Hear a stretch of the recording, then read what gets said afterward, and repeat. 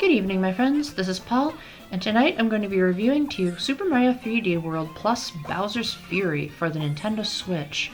However, this review is primarily going to be focusing on the Bowser's Fury part of the expansion, as I've already reviewed Super Mario 3D World twice on my YouTube channel, and was thoroughly miserable playing it again for this review. However, if I had to pick a definitive version of 3D World itself, the Switch version is definitely the way to go, mainly because the biggest main addition is that the characters are significantly faster, so you could say it makes the game both easier and less frustrating at the same time, and allowed me to skip some of the more annoying elements of the level design. I'm just going to go over a couple of the changes made to the Switch version, just in case you have played the Wii U version and are wondering if you should double dip, and Bowser's Fury alone isn't enough for you. So first of all, besides the fact that the characters are faster, there's also a new snapshot mode that's been added where you can take pictures of your experience. And this is how Nintendo was able to keep the Miiverse stamps in the game. Now that Miiverse doesn't exist, you just use the stamps in your snapshots instead. You also have the option to play all of the Captain Toad levels in multiplayer. Speaking of multiplayer, you can now play online and local wireless multiplayer. It seems like you can now move your character in all 8 directions, which previously wasn't done to accommodate for players that might have held the Wii Remote sideways. And the unlockable bonus minigame that you got as a bonus for having New Super Mario Bros. U save data on your Wii U, instead of that, now it just gives you that minigame after you beat the main 3D World campaign. It's nothing really special. It was just a little throwaway Easter egg because 2013 was the year of Luigi, and I'm honestly kind of surprised that they left it in. There are a couple of other little changes here and there, but most of them just revolve around converting the Wii U gamepad features into touch and gyro controls, and in the case of the platforms that were controlled by blowing into the microphone, they've just been turned into regular platforms that move at set intervals. So it's more on timing than on how much breath you have, which is good, because I'm getting old and I can't exhale as well as I used to. Now let's talk about Bowser's Fury. So this is an expansive new adventure at Lake Catnap? I always forget how to pronounce the name of this place, but it's a humongous kingdom where most of the scenery is made out of water and pretty much everything is based on cats. Even a lot of the enemies have been redesigned so that they have cat ears. Mario teams up with Bowser Jr. because Bowser has been covered in this black goop that makes him even scarier than normal, and the game doesn't bother explaining how Bowser got into this state, so that'll leave it up to your imagination. And so Bowser Jr. decides, hey, let's team up with my enemy because there's a greater enemy around, the usual trope. This isn't really a story-filled expansion. There's a little bit of dialogue here and there, but most of it is just like, okay, here's what we gotta do next. Don't expect a lot of character progression or world building, aka Super Mario Galaxy. So while this is based on the Super Mario 3D World engine, the style is a lot closer to something like Super Mario Odyssey or Banjo-Kazooie. You're tasked with finding cat shines, and while most of them are spelled out for you, there are a couple of optional missions where the game rewards exploration. When you collect a cat shine, it'll light up one of the lighthouses in the area, which both give you tips on how to play, and in addition to that, you can also use the lighthouses to stop Fury Bowser when he's attacking if you don't want to just wait it out. Speaking of Fury Bowser, at set intervals, Bowser will get out of the ink and the entire arena will turn black and stormy, and some really amazing rockish music will start playing. Bowser's attacks are so powerful that they can hit you from anywhere on the stage, so you have to use the environment to take cover from his fireballs and from his Fury blocks. This is a really clever way to get players to have environmental awareness, as that wasn't really a thing in the original Mario 3D World, and for that matter, isn't really a thing in most Mario games to begin with. It feels like the entire battlefield, or the entire level, is your battlefield.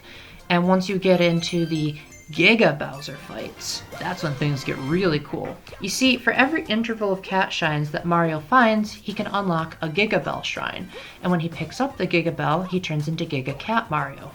Basically, this just makes him the same as Cat Mario, but with being big and slower. So It's not really the most revolutionary power-up in the Mario experience, but it does allow you to feel like you're actually an equal with Bowser for a change. In most Mario games, it seems like Bowser is like so much bigger than Mario, and this tiny little plumber can take on a gargantuan turtle. It just seems a bit weird. But now that Mario actually gets on Bowser's level, it feels more like a one-on-one brawl. The battles aren't as mind-blowing as I thought they would be, but they're still a nice amount of fun. It's still really satisfying when you discover an unintended way to hurt Bowser, because the game doesn't really tell you what you need to do to hurt him because there's multiple solutions. And when I was like, oh, you can do that? It rewarded me for thinking outside the box, which again is not something that Super Mario 3D World is known for. Honestly, I kind of wish the entire experience would have been like Bowser's Fury from the start, as this new expansion allows you to explore this massive overworld. Plessy gets much more use as Mario can zoom across the water at high speeds, and there's even a couple of star shines that take advantage of Plessy's speed to use that. You can control the camera freely without the stupid restrictions that 3D World had, and you can usually see what you need to do by just looking in the background. At first I was a little bit annoyed that while you do have a world map, it's not really that useful because unlike games like Wind Waker HD, the Switch doesn't have a second screen, so you can't reference the map without pausing the game, and even then it's hard to tell which direction Mario is turning in 3D space because the map is only in 2D space. That being said, eventually I learned a neat little trick that when you're in an area where there's a darkened lighthouse, that means that there's a new objective for you. So when you revisit old areas, Skyward Sword style, there's new enemies and new missions for you. These missions don't have the greatest variety. It seems like there's way too many blue coin challenges and way too many get the key to the locked door missions, but it does give you a good excuse to revisit these platforming challenges if you think that they resemble the tightly paced gauntlets in Super Mario Galaxy games. While I still think that Galaxy has tighter and more clever ideas than these do a good job of taking what actually worked in the 3D World formula and putting them into bigger and better plans, as well as allowing you to approach them in a non-linear style by exploring on an actual world map as opposed to just picking levels from a select screen like the original game did. I also really like how the music seamlessly transitions in and out. The whole area is one giant big screen. There's not really too many loading screens besides like when a cutscene happens. And so it feels like this is the closest Mario has ever gotten to crossing over with Breath of the Wild in terms of its world building. I'm not going to say this is the most amazing Mario game ever. I think I would still prefer playing Super Mario Odyssey or Super Mario Galaxy, but I definitely think that this far exceeds the original experience in almost every way. And even if you didn't like the original Super Mario 3D World, I think you're really going to like Bowser's Fury. You may not like it as much if you're looking for story, or if you don't like playing as Mario and you'd rather play as one of the other characters, because you're forced to play as Mario for the entirety of the main campaign. I don't know if you can unlock the others later because I'm not a completionist, but if you want to just get to the credits of Bowser's Fury, you're going to have to do it with just Mario. I almost forgot to mention what Bowser Jr. does. So Bowser Jr., what he does is he's basically your Cappy of this game. He'll attack enemies for you, but you can also tap on the screen or point at it with the gyro controller of the right Joy-Con to make Bowser Jr. paint in these question mark icons, and these will give you a random power-up. You might be thinking that this is a proper sequel to Super Mario Sunshine, but it really isn't. It really feels more like Super Mario Odyssey. It just, because it happens to have a tropical theme, people are naturally going to make comparisons to Super Mario Sunshine, but Odyssey had a kingdom just like this, and this is significantly bigger than that, so I'm glad to see that this is working on the same system. You can have a second player play as Bowser Jr., but again, I had no one to test this with. But I do imagine that would make the game a lot more fun and offset a lot of the terrible depth perception.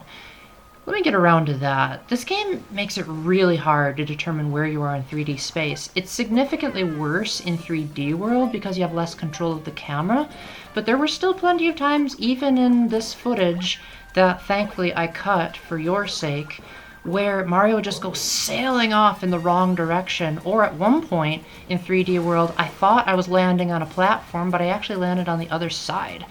Could this just be due to faulty physics? I don't know. But seeing as the original 3D World was based on how Super Mario 3D Land was structured, which was designed around having stereoscopic 3D, which neither the Switch nor Wii U have, it feels like this should be a 3DS game, but it isn't. And so therefore the experience suffers because Nintendo couldn't figure out how to make the jumps, I guess, smoother for players that are playing with 3D off.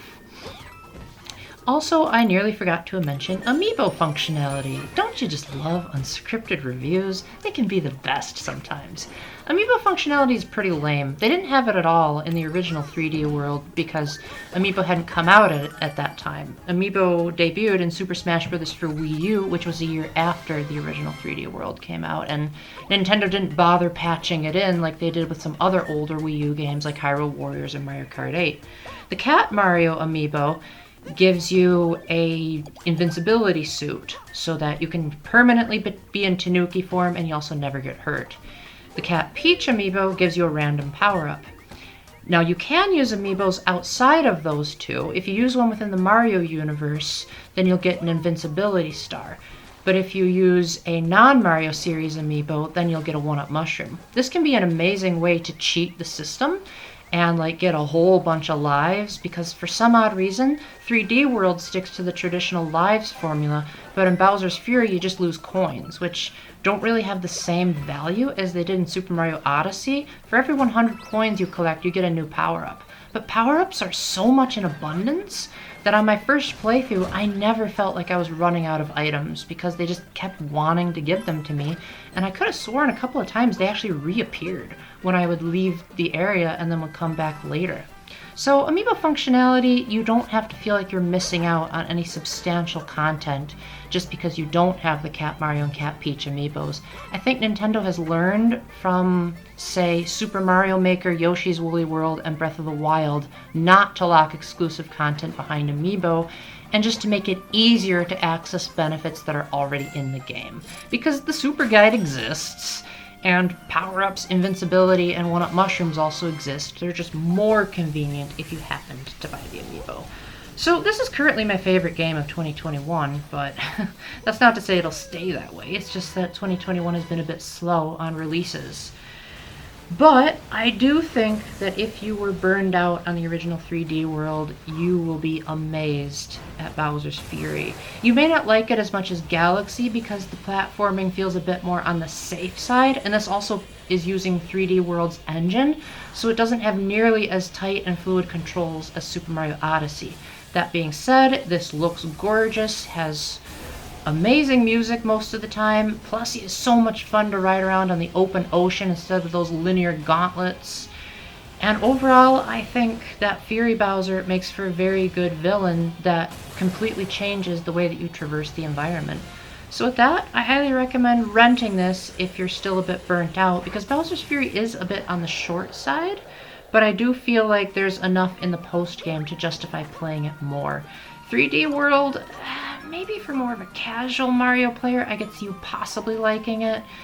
But considering that Super Mario Galaxy is already on the Switch, and so is Super Mario Odyssey, I think you're better off just getting one of those games if you're really desperate for a 3D Mario experience on the Switch. So with that, thank you very much for watching. If you have any comments, concerns, questions, or critiques, please leave them down below in the comments section. And until the next time, keep the faith, stay epic, God bless, and don't get as angry as Bowser. It's better just to keep your cool and be calm and collected. Bye!